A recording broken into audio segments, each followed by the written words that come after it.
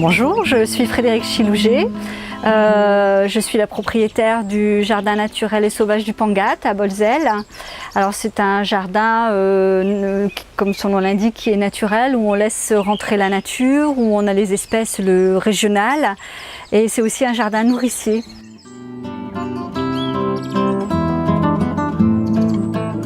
On veut cuisiner une rose, mais on peut manger les pétales crus, ça vraiment... Moi je le fais régulièrement, pratiquement tous les midis actuellement. En fait, on prend la rose comme ça, en fait.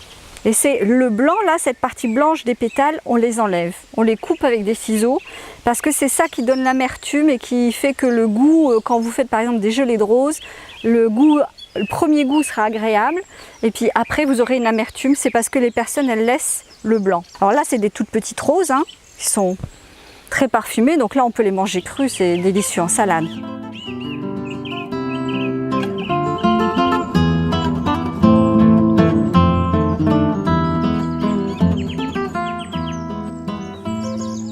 En fait, la mélisse, c'est une plante, d'abord elle se propage bien toute seule, en plus elle drageonne bien, donc elle est, voilà, c'est pas une plante rare, pourtant c'est une plante qu'il faut avoir dans le jardin parce que c'est une excellente plante en tisane.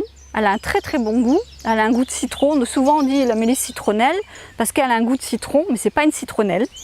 Et elle est très bonne pour la santé, c'est une plante très douce qu'on peut prendre, ça fait partie des plantes qu'on peut prendre assez longtemps.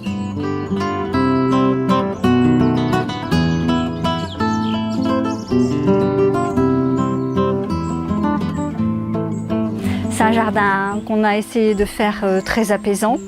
Et je dis souvent que c'est le jardin d'une sophrologue parce que je suis aussi sophrologue et que j'organise bien sûr des visites mais aussi des moments de tranquillité et de relaxation et de découverte de soi, de ses sens, de ses capacités dans ce jardin.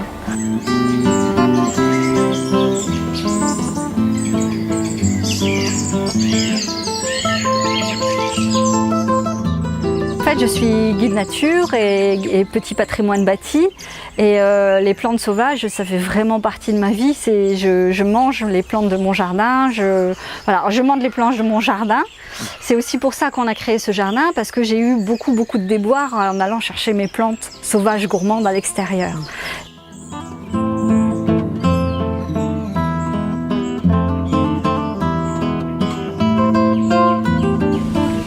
Là-dedans qu'on a trouvé l'aspirine.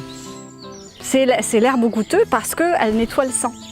Donc elle est très intéressante. L'ortie, c'est une plante vraiment extraordinaire. D'abord, c'est une plante qui est très riche en protéines. On peut aussi prélever les graines.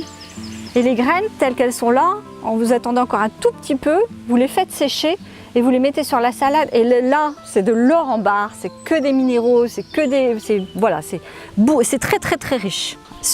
Ici, c'est le petit jardin, le petit carré, c'est le seul potager que j'ai.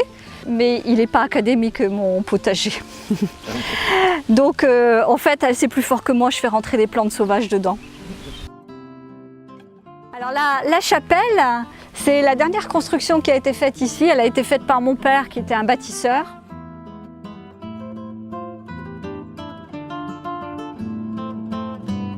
Il est beau, hein? Il a une énergie, ce chêne.